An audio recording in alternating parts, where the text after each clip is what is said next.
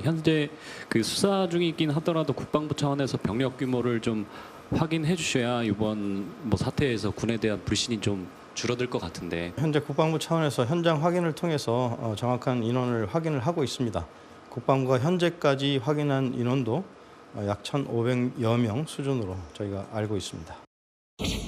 책임 통과하십니까? 뉘우치시는 게 어떤 것입니까? 오늘 심사에서 어떤 부분 소명하실 예정인가요? 국민 모든 분께 심려를 끼쳐드려 죄송합니다. 네, 책임 통과하십니까? 현재 상황에서? 전 수방사령관의 모습까지 만나봤습니다. 앞서 정치권의 흐름을 만나봤다면 이런 부분도 있을 거예요. 앞으로 계엄 당시의 전말이 혹은 윤 대통령에 대한 여러 가지 얘기들이 더 상세하게 알려지면 이 탄핵을 반대했던 국민의힘의 입지가 더 좁아질 수도 있습니다. 그런데 계엄 당일에 2차 계엄까지 하려 했다는 여러 의혹들이 나왔습니다. 먼저 저희가 준비한 5위 채널A가 단독으로 취재한 내용까지 먼저 만나볼까요? 이현정 의원님. 네. 지금 전 수방사령관에 대한 구속영장 실질심사가 진행 중이고 구속될 가능성도 배제할 수도 없어요. 그런데 이 사령관이 계엄이 국회에서 계엄 해제 가결된 이후에 철수하라 하지 않고 분명 모여 있으라 했다. 이게 좀 파장이 있을 것 같아요. 자, 윤석열 대통령은 국회에서 계엄 해제를 선언함과 동시에 이거는 뭐 해제가 됐다라고 이야기를 했지 않습니까? 근데 제가 이게 관련자들의 이야기를 들어보면 당시에 이제 이 1시 좀 넘어서인가요? 당시에 이제 우원식 국회의장이 이제 해제를 공식 선언을 했습니다. 자, 이번에 헌법 조항을 보면 국회에서 해제를 하면 즉시 해제돼야 된다고 돼 있어요.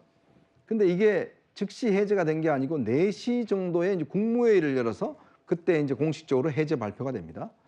자, 그러면 그 사이에서 무슨 일이 있었는가에 대한 지금 아마 검찰의 수사가 진행이 될 것 같은데 윤석열 대통령은 담화를 통해서 즉시 해제했다. 2시간짜리 내란이 어딨냐 이렇게 이야기를 했는데요.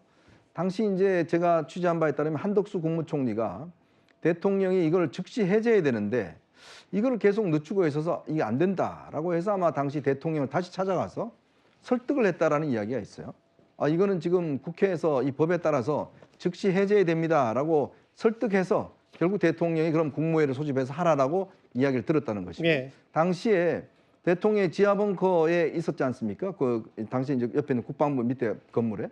근데 그때도 보면 계엄이 일단 국회에서 해제가 됐는데 예. 대통령이 거기를 찾아와서 한참 동안 당시에 이제 계엄 사령관하고 이야기를 했고 김영용 국방장관과 좀 언쟁이 있었다라는 이야기가 나오고 있잖아요.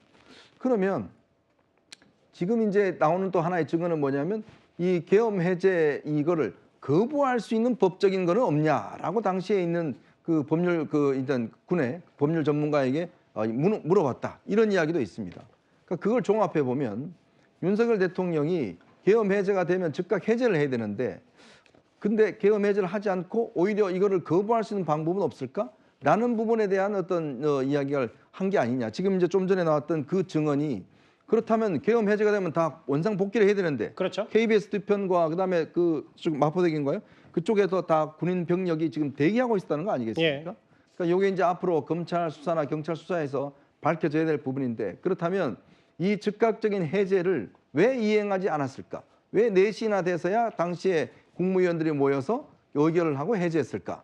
이런 부분들이 아마 이번 수사에서 중요한 쟁점이 될 것 같습니다. 그러니까 수방사 간부 얘기는 저 자막대로 그날 1시 11분인가요? 국회에서 우원식 국회의장이 의사봉을 두드리면서 계엄 해제안이 가결이 됐는데 아니 새벽 2시 반까지 대기했다. 이게 뭔가 계엄의 국회 뜻을 군이 혹은 대통령이 받아들이지 못한 걸 아니냐는 증언이 나왔고요. 수방사 간부.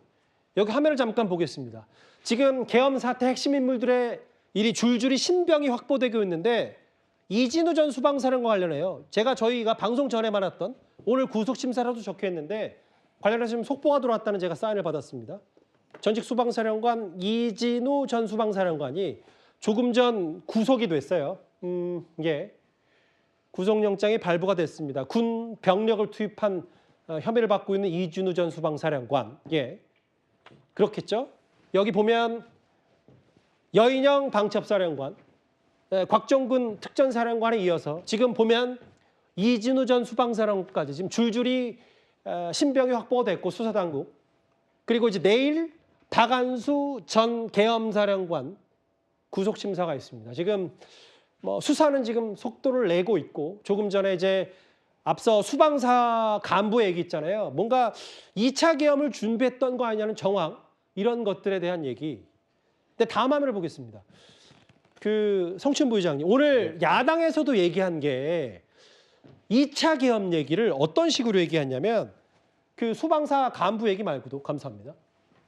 육군본부 소속 장교 34명이 계엄 해제 직후인 그날 새벽에 용산행 버스에 탑승한 거 확인됐다. 이것도 그렇게 정황이다. 이런 의혹 제기를 했어요. 그렇죠. 자료를 제출받았다고 지금 부승찬 의원실에서 말했는데 4일 새벽, 그러니까 1시 30분으로 지금 밝혀졌습니다. 그냥 계엄 해제가 의결된 게 1시고 30분 뒤에 저 버스 34명 중 14명이 장성급이고 20명은 영관급입니다. 전부 다 그 계엄사령부 핵심 참모진들이고요. 예. 이런 것들이 아무래도 2차 계엄을 준비하기 위해서 아까 말씀하신 것처럼 3시간 반 동안 뭔가 이 사람들을 호출한 것이 아니겠냐는 강한 의심이 있는 것이고요. 이런 2차 계엄과 관련된 증거들이 하나씩 나오는 게 매우 중요한 것이 대통령이 12월 12일 담화에서 뭐라고 했습니까? 2시간짜리 내란이 어딨냐. 그러면서 나는 내란을 하려고 한 것이 아니라 그냥 경고성으로 한 액션이었을 뿐이다라고 얘기했는데 분명 만약에 이 2시간 만에 막아낸 거는 국회의원들과 국회의장이 빠르게 국회로 가서 계엄 해제를 2시간 만에 했기 때문에 그거에 그친 것이었고 그 3시간 30분 동안 뭔가 공모를 했을 가능성이 충분히 있다. 아까 말씀하신 것처럼 4시 반까지 발표하기 전까지 그 시간 동안 뭐 했느냐가 핵심인데 이렇게 하나하나 밝혀지는 물론 그 회의에서 뭔가 모여서 한 회의를 밝혀내기는 어려울 겁니다. 예. 하지만 이런 부수적인 것들로 충분히 대통령이 12월 10일 날 얘기했던 그 2시간짜리 내란죄 그 말은 진정성이 없다는 것이 드러나는 것이다. 민주당에서 그렇게 보고 있습니다. 계엄 사태에 대한 핵심 당사자들의 좀 놀라운 증언들 그러니까 끌어내리라고 했다. 대통령이 국회 문 부수고 끌어내라고 했다라는 증언과 함께 뭐 계엄도 국회에서 해제안이 가결된 이후에도 뭔가 그 모의를 했던 거 아니냐는 야당의 주장도 나왔거든요. 또 하나 있죠. 바로 주요 정치인 체포죠. 한동훈 전 대표의 암살조가 있었다는 주장이 오늘 야당에서 다시 한번 강조가 됐습니다. 화면 만나보겠습니다.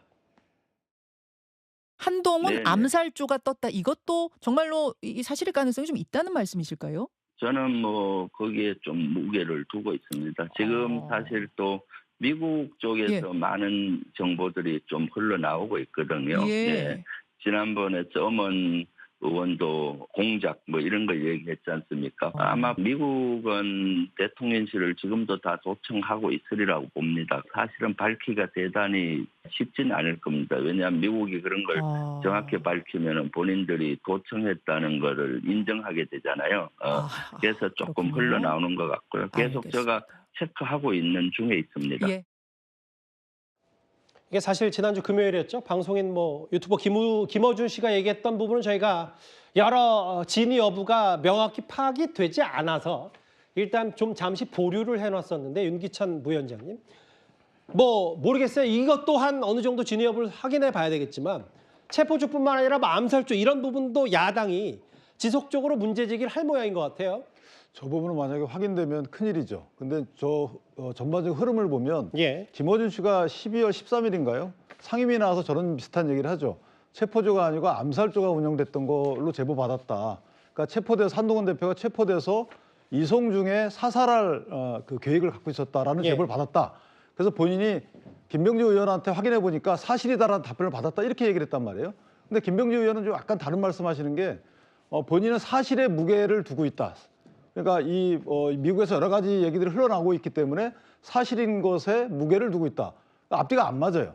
두 번째는 미국이 지금도 대통령실을 도청하고 있을 거다.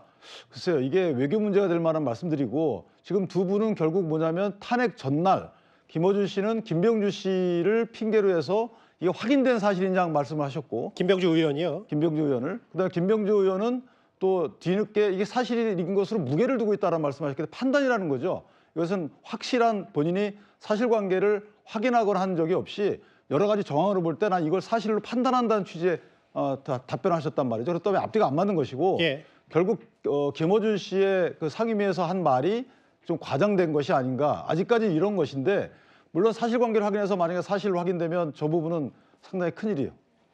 알겠습니다. 암살 시도.